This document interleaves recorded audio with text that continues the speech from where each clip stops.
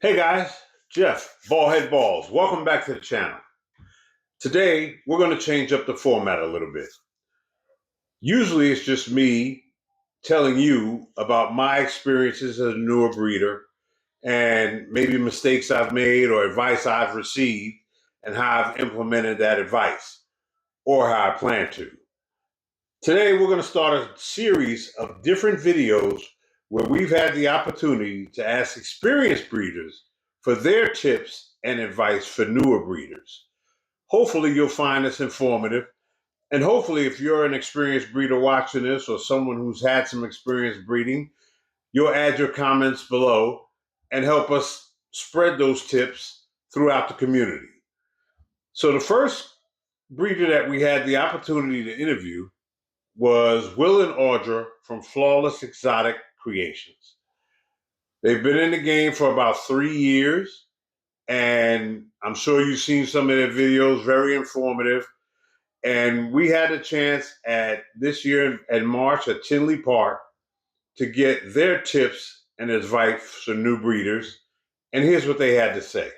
What suggestions or tips would you guys give someone new to the game, such as myself? It depends.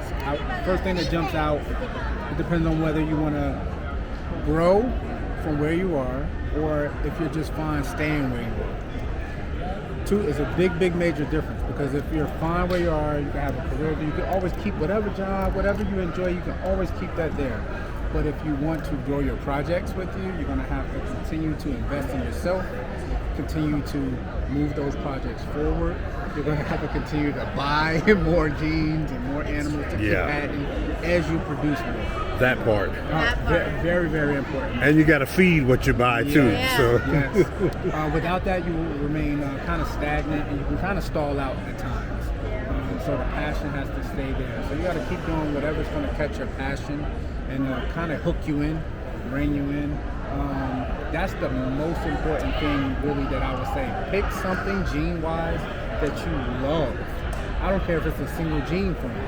You love that, pick that, work with it, because if you love that gene or combination of genes, then you will never get tired of looking at it. Very important.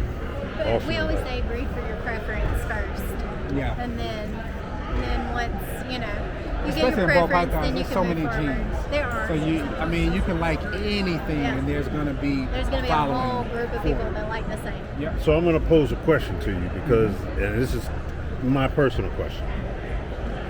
How do you stop yourself from just loving everything?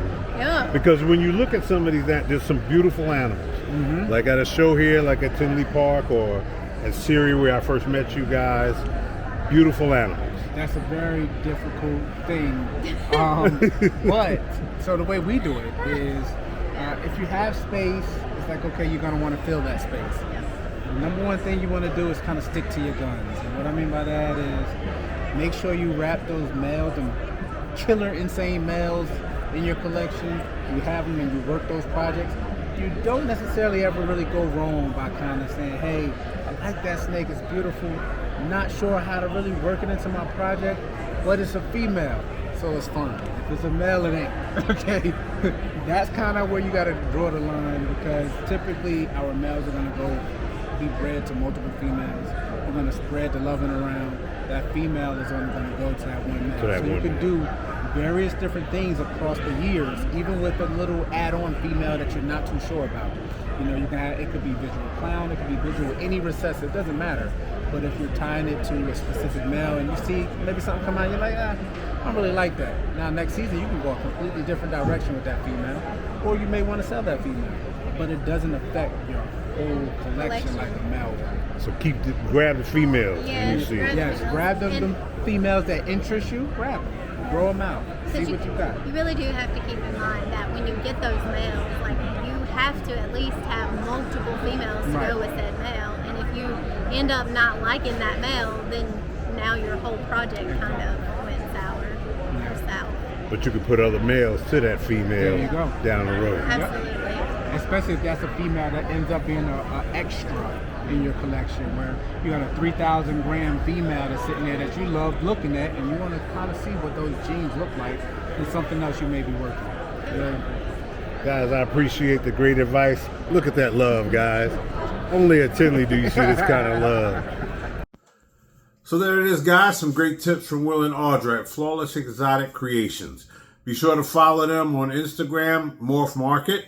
And then if you want some more content from experienced breeders that we have coming up, be sure to hit that subscribe button and hit that notification bell so you know when we drop those new videos. Thanks for watching, guys. You guys have a great day.